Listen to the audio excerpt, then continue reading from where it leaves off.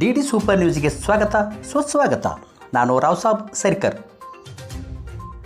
ಯಾದಗಿರಿ ಜಿಲ್ಲೆ ಹಾಗೂ ತಾಲೂಕಿನ ಗುರುಮಿಟ್ಕಲ್ ಮತಕ್ಷೇತ್ರ ವ್ಯಾಪ್ತಿಯ ಕಟಗಿ ಶಹಾಪುರ ಗ್ರಾಮದಲ್ಲಿ ಶ್ರೀ ಮೈಲಾರಲಿಂಗೇಶ್ವರ ಪಲ್ಲಕ್ಕಿ ಹಾಗೂ ಜಾತ್ರಾ ಮಹೋತ್ಸವ ಕಾರ್ಯಕ್ರಮ ಇದೇ 18 ಹಾಗೂ 19/3/2026 ಭಾರಿ ವೈಭವದಿಂದ ಆಚರಿಸಲಾಯಿತು.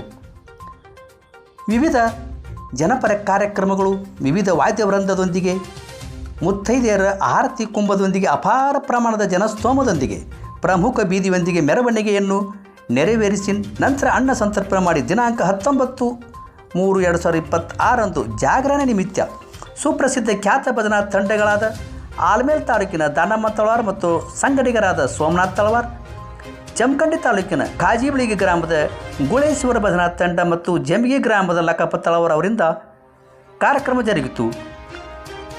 ನಂತರ ಸಾಧಕರಿಗೆ ಸನ್ಮಾನ ಕಾರ್ಯಕ್ರಮ ಜರುಗಿತು.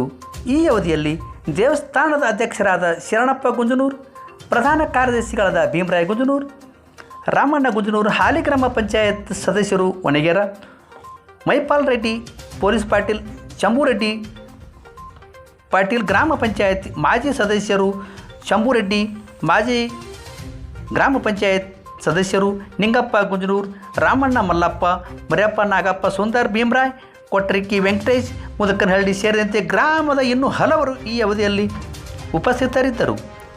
ವರದಿ Rao Saab Sarkar, D super news, Belagavi.